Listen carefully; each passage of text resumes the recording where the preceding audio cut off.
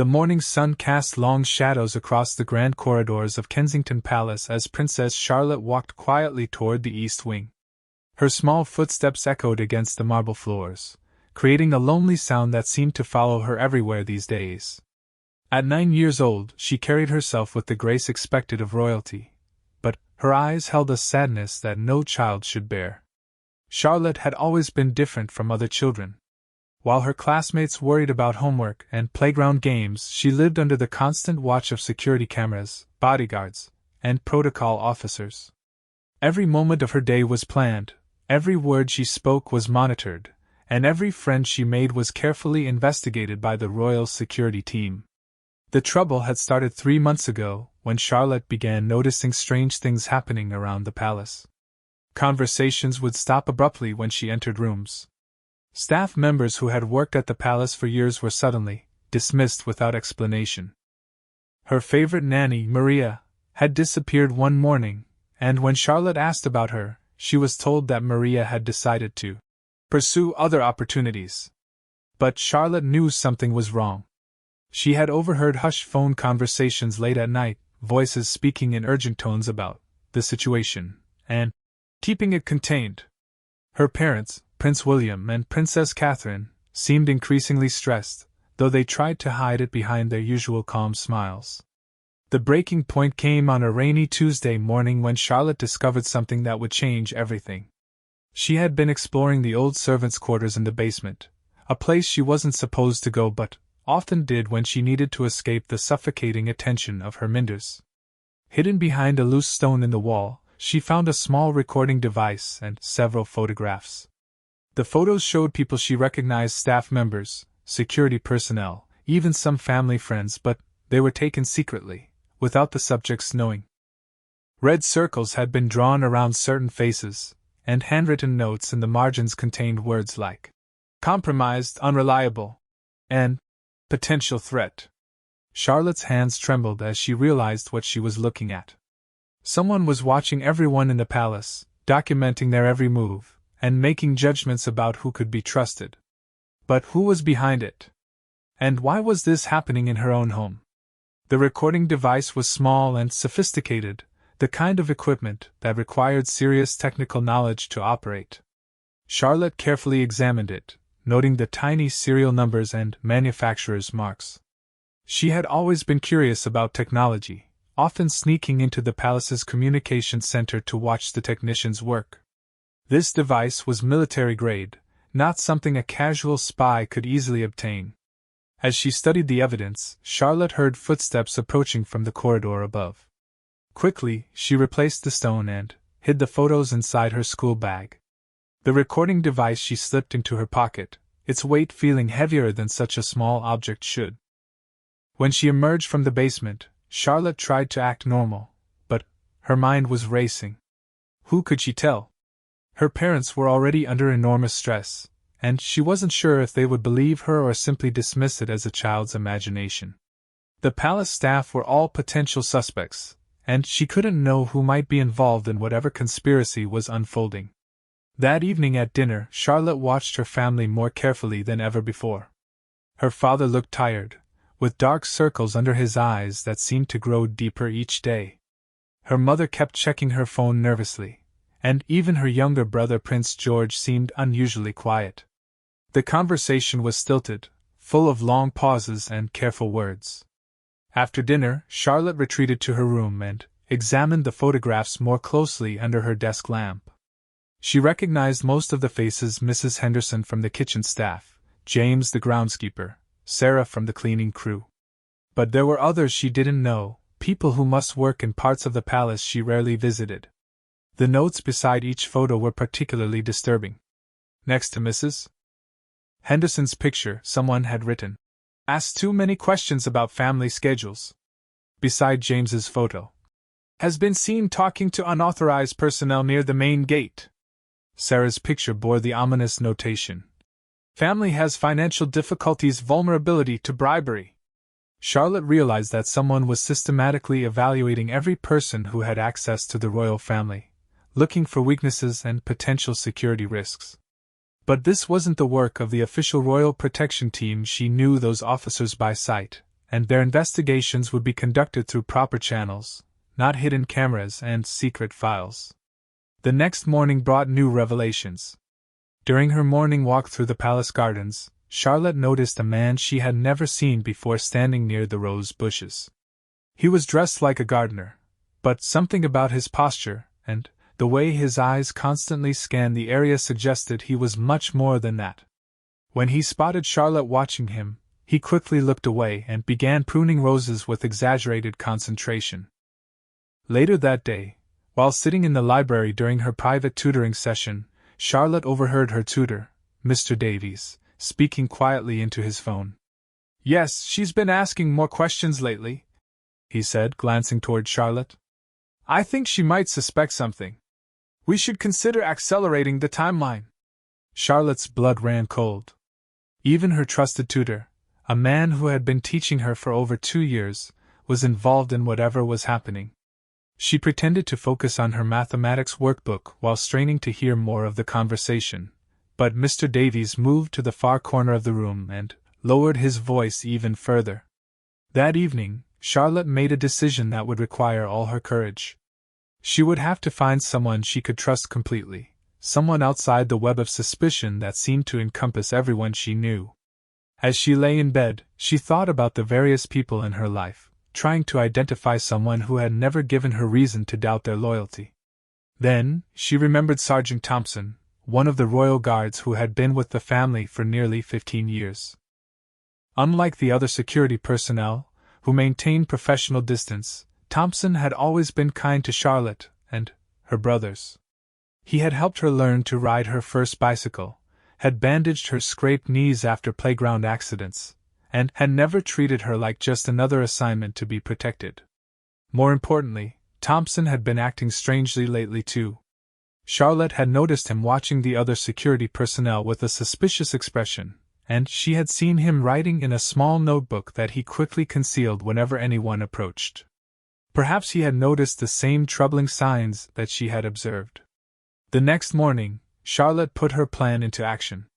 During her scheduled walk through the palace grounds, she deliberately lagged behind the main group and approached Thompson, who was stationed near the fountain. Making sure no one else was within earshot, she looked up at him with her most serious expression. "Sergeant Thompson," she whispered, "I need to talk to you about something very important. But not here. Can you meet me in the old music room at 3 o'clock? And please, don't tell anyone else about this." Thompson looked surprised by the urgency in her voice, but, after studying her face for a moment, he nodded slowly. "Of course, Your Highness. Is everything all right?" "No," Charlotte replied honestly. "Nothing is all right. But I think you might be the only person I can trust to help me figure out what's really going on." As she walked away, Charlotte felt a mixture of fear and hope. She had taken the first step toward uncovering the truth, but she also knew that once she shared what she had discovered, there would be no going back. Whatever was happening at the palace was bigger and more dangerous than she had initially realized, and she was about to involve the one person she hoped could protect her from the growing darkness that seemed to surround her family. The old music room had been in use for months, its piano covered with a dusty sheet and its windows overlooking the most secluded part of the palace gardens. It would be the perfect place for a conversation that could change everything, and Charlotte spent the rest of the morning preparing for what might be the most important meeting of her young life. At exactly 3 o'clock, Charlotte pushed open the heavy door of the old music room. The hinges creaked loudly in the silence, making her wince. Sergeant Thompson was already there, standing by the covered piano with his hands clasped behind his back. His usually relaxed demeanor had been replaced by an alertness that told Charlotte he understood the seriousness of their meeting. "Thank you for coming," Charlotte said softly, closing the door behind her. She had spent the morning rehearsing what she would say, but now that the moment had arrived, the words felt stuck in her throat. Thompson moved closer, his voice gentle but concerned. "Your Highness, you seemed very upset this morning. What's troubling you?" Charlotte reached into her school bag and pulled out the photographs she had found. Her hands were shaking slightly as she handed them to Thompson. "I found these hidden in the basement yesterday. Along with this." She produced the small recording device from her pocket. Thompson's expression changed dramatically as he examined the evidence. His face grew pale, and Charlotte could see his jaw muscles tightening. He studied each photograph carefully, reading the handwritten notes with growing alarm. "Where exactly did you find these?" he asked, his voice barely above a whisper. "Behind a loose stone in the old servants' quarters. There might be more hidden in other places." Charlotte watched Thompson's face, searching for any sign that he might be part of whatever conspiracy was unfolding. But his shock and concern seemed genuine. Thompson walked to the window and peered out carefully before returning to Charlotte. "Your Highness, I'm going to tell you something that might frighten you, but you need to know the truth. I've been investigating some irregularities in our security protocols for the past several weeks. Money has been disappearing from departmental budgets, new personnel have been hired without proper background checks, and several trusted staff members have been dismissed on questionable grounds." Charlotte felt a rush of relief. Thompson had noticed the same problems she had observed. "So you believe me? You don't think I'm just imagining things?" "I believe you completely," Thompson said firmly. "And what you've discovered confirms my worst suspicions. Someone with significant authority has been conducting an unauthorized surveillance operation within the palace. The question is who, and what their ultimate goal might be." Thompson sat down in one of the old chairs, gesturing for Charlotte to do the same. "I need to ask you some difficult questions, and I want you to think very carefully before answering. Have you noticed anyone paying unusual attention to you or your family recently? Anyone asking questions about your daily routines or personal habits?" Charlotte thought about the past few months. "Mr. Davies, my tutor, has been asking a lot of questions about what I do during my free time. And yesterday I overheard him on the phone saying something about accelerating a timeline." She paused, remembering other incidents. "Also, there's a new gardener I've never seen before. He was watching me very carefully yesterday morning." Thompson made notes in his small notebook. "What about changes in your parents' behavior? Have they seemed more worried than usual?" "Yes, definitely. They've been having a lot of private conversations that stop when I come into the room. And my father looks like he hasn't been sleeping well." Charlotte hesitated before adding, "Do you think someone is planning to hurt my family?" The question hung in the air for a moment before Thompson responded. "I don't know yet, but we're going to find out. However, this is much more serious than I initially thought. If someone has been conducting unauthorized surveillance and has compromised multiple staff members, including your tutor, then we need to be very careful about how we proceed." Thompson stood up and began pacing the small room. "The problem is that I don't know how high up this conspiracy goes. It could involve people in the official security apparatus, members of the household staff, or even individuals with government connections. Until we know more, we can't trust anyone except each other." Charlotte felt a chill run down her spine. "What do you think they want?" "That's what we need to figure out. But, Charlotte, I want you to promise me something. From now on, you need to be extremely careful about what you say and do. Don't let anyone know that you've discovered this evidence, and don't change your normal routines in any obvious way. We can't let them know that we're investigating." "I promise," Charlotte said solemnly. "But what are we going to do?" Thompson thought for a moment. "First, I'm going to conduct my own surveillance of the people you've identified as suspicious. I'll also try to trace where this recording equipment came from. Devices like this have serial numbers that can be tracked. Meanwhile, I need you to continue observing, but to be very subtle about it." He pulled out a small device that looked like a pen. "This is a secure communication device. If you see anything unusual or feel like you're in immediate danger, press the button on the side 3 times. I'll receive a silent alert wherever I am in the palace." Charlotte took the device, marveling at its ordinary appearance. "How do I know who else might have equipment like this?" "That's a very smart question," Thompson said with approval. "You're right to be suspicious of everyone at this point. But I can tell you that this particular device is part of a secure system that only I have access to. I acquired it through unofficial channels." Over the next hour, Thompson and Charlotte developed a plan.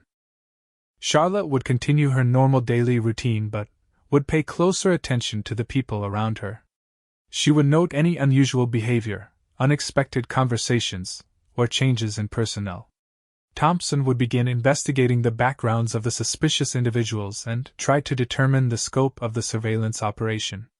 "There's something else," Thompson said as their meeting was drawing to a close. "I want you to start varying your routes through the palace.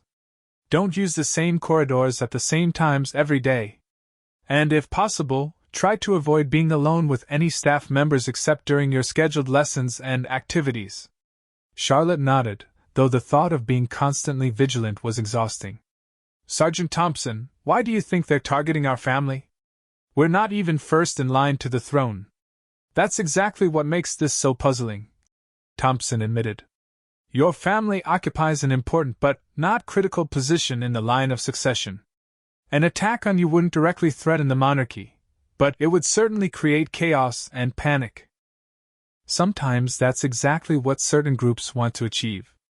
As they prepared to leave the music room, Thompson placed a protective hand on Charlotte's shoulder. "I know this is frightening, and I know it's a lot of responsibility for someone your age. But you've shown remarkable courage and intelligence in uncovering this threat. Your family is lucky to have someone watching out for them." Charlotte felt a surge of determination. "I won't let anything happen to them." "I know you won't," Thompson said with a smile. "But remember, you don't have to face this alone.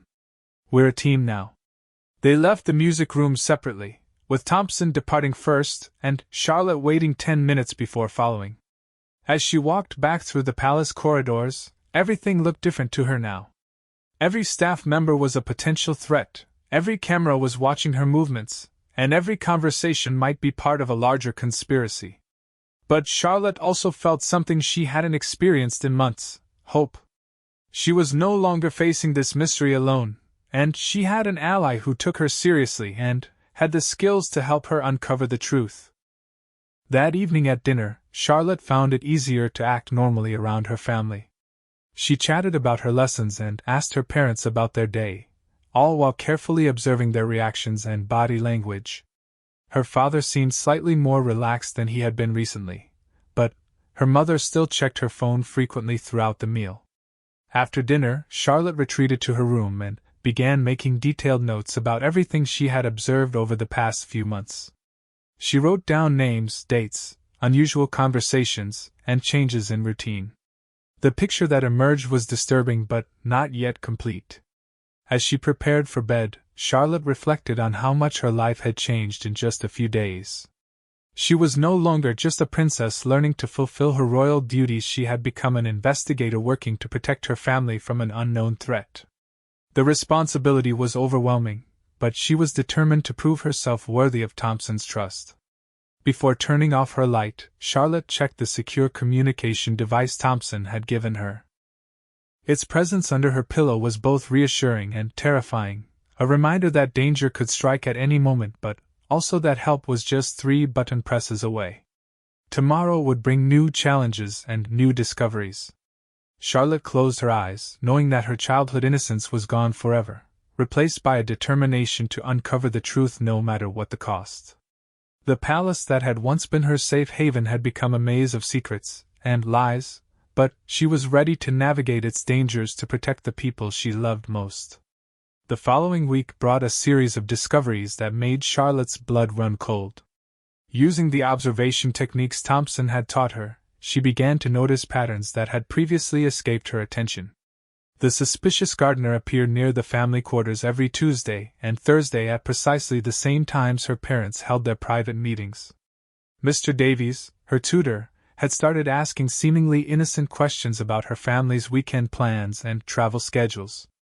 Most disturbing of all, Charlotte discovered that her bedroom had been searched. She had developed a habit of placing a single hair across her desk drawer before leaving each morning, a trick she had learned from a detective story. When she returned from lessons on Wednesday afternoon, the hair was gone, and her personal items had been subtly rearranged. That night, Charlotte activated the communication device Thompson had given her. Within minutes, he appeared at her door, claiming to be conducting a routine security check. Once they were alone, Charlotte quickly told him what she had discovered. "They're getting bolder," Thompson said grimly. Which means whatever they're planning is probably happening soon. He examined Charlotte's desk and belongings with practiced efficiency. They were looking for something specific. Did you keep any of the evidence we found in your room? No, I hid everything in the music room like you suggested, Charlotte replied. But they might have been looking for something else. What if they know that I found their hiding spot in the basement? Thompson's expression grew more serious. That's a possibility we need to consider. Charlotte, I think it's time to expand our investigation. I've been tracking the background of the new staff members, and what I found is very troubling. He pulled out his notebook and showed Charlotte several pages of handwritten notes. The gardener you noticed isn't actually employed by the palace. His name is Marcus Reed, and he works for a private security company that has contracts with several foreign governments. The company specializes in what they call information gathering and asset protection. Charlotte felt her stomach drop. You mean he's a spy? That's exactly what I mean. And he's not the only one. I've identified at least 3 other people who have been placed in positions throughout the palace over the past 6 months. They have access to different areas and different types of information. Thompson flipped to another page. Mrs. Patterson from the kitchen staff has a background in electronics and surveillance. James Morrison, who was hired as a maintenance worker, previously worked for a company that installs high-tech security systems. The scope of the infiltration was staggering. Charlotte realized that her family had been surrounded by people whose true purpose was to monitor and gather intelligence about their every move. But why? Charlotte asked. What could they possibly want with information about our family? Thompson had been wondering the same thing, and he had developed a theory that terrified him. Charlotte, I need to tell you something that your parents probably don't want you to know yet. Your father has been involved in some very sensitive diplomatic discussions recently. There are tensions between several countries, and the royal family sometimes plays a role in unofficial negotiations. He paused, making sure Charlotte was following his explanation. If a foreign government wanted to influence those negotiations, they might try to gather compromising information about the royal family. Or they might want to create a situation that would distract or pressure your parents during critical discussions. Charlotte's mind raced as she processed this information. You mean they might try to kidnap me or hurt someone in my family to force my father to do what they want? It's possible, Thompson admitted reluctantly. But we're not going to let that happen. I've been developing a plan, but it's going to require us to take some significant risks. Thompson explained that he had been secretly documenting the activities of the suspicious staff members and building a case that he could present to his superiors in the Royal Protection Service. The problem was that he wasn't sure how high up the conspiracy went, and he was worried that alerting the wrong person could put Charlotte and her family in immediate danger. What I need from you, Thompson said, is help gathering more evidence. But this time, we're going to be much more systematic about it. He handed Charlotte a tiny camera, no bigger than a button. This device can take photos and record conversations without anyone knowing. I want you to wear it whenever you're around the suspicious staff members. But you have to be extremely careful if they discover you're recording them. It could be very dangerous. Charlotte examined the small device with fascination and fear. How do I use it? Thompson showed her how to activate the camera with a simple gesture that would look like she was adjusting her clothing. The device will store everything it records, and I can download the files when we meet. But Charlotte, I want you to promise me that you won't take any unnecessary risks. If a situation feels dangerous, get away immediately. Over the next few days, Charlotte threw herself into her new role as an undercover investigator. She wore the hidden camera during her tutoring sessions with Mr. Davies and managed to record several phone conversations where he discussed the subject's daily activities with unknown parties. She also captured footage of the fake gardener taking photographs of the palace windows with a telephoto lens. The most shocking discovery came when Charlotte decided to explore other areas of the palace basement. In a storage room she had never visited before, she found a sophisticated communication center that clearly didn't belong to the official palace security system. Multiple monitors displayed feed from cameras she didn't recognize, and radio equipment was tuned to frequencies that weren't used by the Royal Protection Service. Charlotte quickly photographed everything she could see before retreating to safety. When she showed the images to Thompson, his face went pale. "This is much worse than I thought," he said. "They've essentially set up their own surveillance center right under our noses. They've been watching everything, your family's private moments, their meetings, their personal conversations. This isn't just information gathering, this is preparation for something much bigger." Thompson made a decision that would change everything. "Charlotte, we can't wait any longer. I'm going to contact the head of the Royal Protection Service tonight. I know there's a risk that the conspiracy reaches high levels, but we have enough evidence now to demand action." But Charlotte had been thinking about the problem from a different angle. "Sergeant Thompson, what if we're approaching this wrong? Instead of trying to figure out who we can trust in the official security services, why don't we try to find out exactly what they're planning? If we know when and how they intend to act, we might be able to stop them or at least prepare for it." Thompson looked at Charlotte with admiration. "You're thinking like a real investigator now. What do you have in mind?" Charlotte had been forming a plan during her sleepless nights. "The recording device I found in the basement, what if we could access their communication center and download everything they've been recording? We might find conversations that reveal their timeline and objectives." "That's extremely dangerous," Thompson said immediately. "If they caught you in their surveillance center, I don't know what they might do. But it's also our best chance to get ahead of them," Charlotte argued. "Right now we're just reacting to what we discover. If we could access their files, we'd finally understand what we're really facing." Thompson wrestled with the decision. Charlotte was right that they needed better intelligence about the conspiracy's goals and timeline.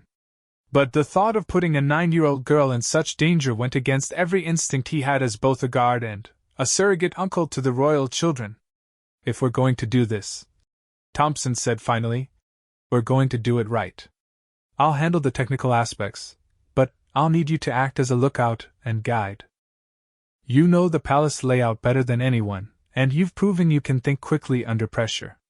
They spent the rest of the evening planning their infiltration of the surveillance center. Thompson had military training that included electronics and data recovery, so he would be able to download files and potentially disable some of their equipment. Charlotte would monitor the approaches to the basement and warn Thompson if anyone was coming. "We'll do this tomorrow night," Thompson decided. Most of the suspicious staff members seemed to follow predictable schedules, and Saturday night should be the safest time. "But Charlotte, I want you to understand something clearly. If this goes wrong, if we're discovered, your life could be in serious danger. Are you absolutely sure you want to take this risk?"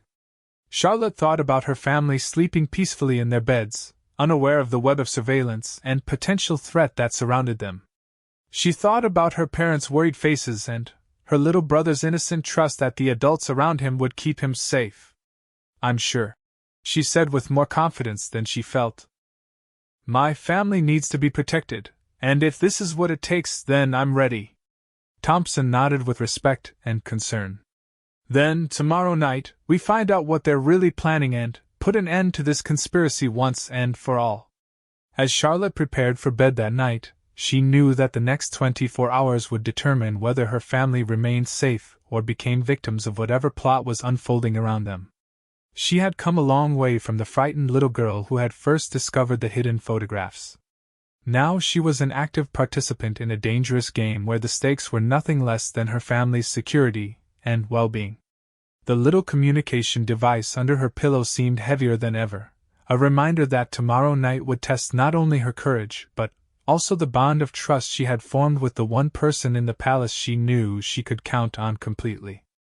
Saturday night arrived with an unexpected storm that battered the palace windows and provided perfect cover for Charlotte and Thompson's mission. The thunder would mask any sounds they might make, and the weather would keep most staff members indoors and away from the basement areas. At midnight, Charlotte slipped out of her room and made her way through the familiar corridors toward the predetermined meeting point. Thompson was already waiting in the shadows near the basement entrance, dressed in dark clothing and carrying a small backpack filled with electronic equipment. "Are you ready for this?" he whispered as Charlotte approached. As ready as I'll ever be, Charlotte replied, her heart pounding but her resolve firm. They descended into the basement together, Charlotte leading the way through the maze of storage rooms and service corridors. When they reached the area near the surveillance center, Thompson handed Charlotte a small radio with an earpiece. "Stay here and watch both approaches," he instructed. "If you see or hear anyone coming, press the button once for a warning, twice if I need to abort immediately. I'll be as fast as possible, but this might take 20 or 30 minutes." Charlotte positioned herself where she could see down both corridors while Thompson disappeared into the surveillance center. Through the partially open door, she could see the glow from multiple monitors and hear the soft clicking of computer keyboards as Thompson worked. For the first 15 minutes, everything went according to plan. The palace was quiet except for the storm raging outside, and Charlotte's nerves began to settle into a state of focused alertness. But then she heard something that made her blood freeze, footsteps echoing from the corridor to her left, moving purposefully toward their location. Charlotte pressed the radio button once to warn Thompson, then crept closer to the corner to get a better view of who was approaching. What she saw made her press the button twice in rapid succession. 3 figures were walking down the corridor, and she recognized 2 of them, Mr. Davies and the fake gardener, Marcus Reed. The third person was someone she had never seen before, a tall woman in dark clothing who moved with military precision. Thompson emerged from the surveillance center immediately, his face grim as he shouldered his backpack. "Did you get what we needed?" Charlotte whispered urgently. "More than we bargained for," Thompson replied. "These people aren't just gathering intelligence, they're planning to kidnap you and your brother next Tuesday during your trip to the children's hospital. We need to get out of here now and alert the authorities." But as they turned to leave, they found their path blocked. Marcus Reed stepped into view at the far end of the corridor, and Charlotte could see that he was holding something in his hand that looked very much like a weapon. "Well, well," Reed said with a cold smile. "The little princess and her faithful guard. You've been very busy lately, haven't you?" Thompson immediately stepped in front of Charlotte, his own hand moving toward his service weapon. "Let the girl go," he said firmly. "This is between you and me." "I'm afraid it doesn't work that way," came a voice from behind them. Mr. Davies appeared, flanked by the unknown woman. "Charlotte has seen too much, and unfortunately so have you, Sergeant Thompson." Charlotte's mind raced as she realized they were trapped between 2 groups with no obvious means of escape. But Thompson had trained for situations like this, and his military experience was evident in his calm demeanor despite the danger. "What exactly do you want?" Thompson asked, his voice steady. "If this is about money or political pressure, we can negotiate." The woman laughed coldly. "This isn't about money, Sergeant. It's about destabilizing the British monarchy at a critical moment in international relations. Charlotte's kidnapping will create enough chaos and panic to derail the diplomatic negotiations her father is involved in. Sometimes small actions have very large consequences." Charlotte felt a surge of anger alongside her fear. These people were planning to use her as a tool to hurt not just her family but her entire country. "You won't get away with this," she said, surprised by the strength in her own voice. "Actually, we will," Davies said smugly. "We've been planning this operation for over a year. Every detail has been carefully considered, every contingency planned for." But Davies had made a crucial mistake. He had underestimated both Charlotte's intelligence and Thompson's resourcefulness. While he was talking, Thompson had been silently communicating with Charlotte using hand signals they had practiced. He was telling her to be ready to run when he created a distraction. Thompson suddenly dove toward Davies while simultaneously shouting at Charlotte to run toward the emergency exit at the far end of the corridor. As the 2 men struggled, Charlotte sprinted as fast as her legs would carry her, but she could hear Reed pursuing her closely. She reached the emergency exit and burst through the door into the storm, immediately activating the alarm system that would bring palace security running. The wailing sirens pierced through the sound of thunder and rain as Charlotte ran toward the main palace building, shouting for help. Within minutes, the palace was swarming with official security personnel. Charlotte quickly explained the situation to the first officers who reached her, and they immediately dispatched teams to the basement. When they found Thompson, he was unconscious but alive, and the three conspirators had vanished into the storm. However, Thompson's mission had been successful. The data he had downloaded from the surveillance center contained detailed plans for the kidnapping operation, including the identities of other conspirators, their communication protocols, and their escape routes. Most importantly, it revealed that Tuesday's hospital visit was intended to be the moment when Charlotte and Prince George would be taken. The investigation that followed uncovered the full scope of the conspiracy. A foreign intelligence service had spent over a year infiltrating the palace staff and gathering information about the royal family's routines and security procedures. Their goal was to create a crisis that would force Prince William to withdraw from sensitive diplomatic negotiations that could affect international trade relationships. In the days that followed, Charlotte found herself at the center of a whirlwind of activity.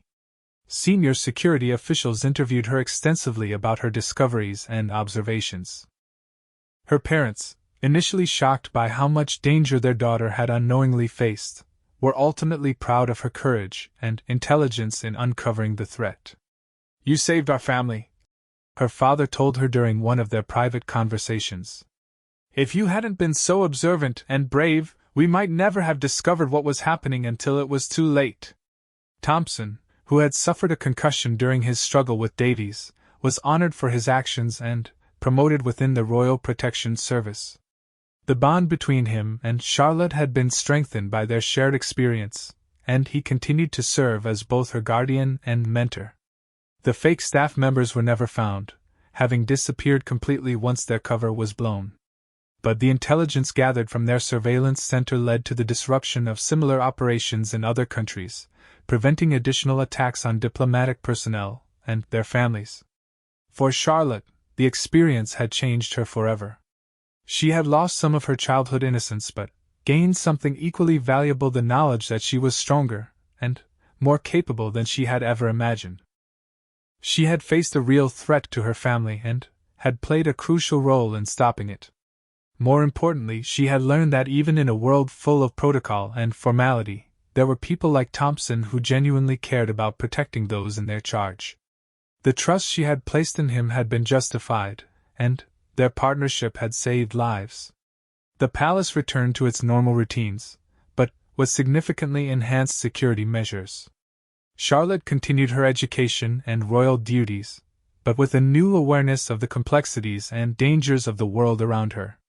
She still explored the palace corridors, but now she did so with the knowledge that vigilance and courage were sometimes necessary to protect the people and principles she held dear. As she looked back on those frightening weeks, Charlotte realized that she had discovered something more valuable than hidden surveillance equipment or secret documents. She had discovered her own capacity for bravery and her ability to make a real difference when it mattered most. These were lessons that would serve her well throughout her life as she prepared for the responsibilities and challenges that lay ahead as a member of the royal family. The little communication device that Thompson had given her remained in her dresser drawer, a reminder of the adventure that had tested her courage and proven her strength. Sometimes, when she looked at it, Charlotte smiled to remember how she had helped save her family by simply having the courage to ask for help from someone she trusted. In the end, that trust had made all the difference between safety and disaster, between fear and victory.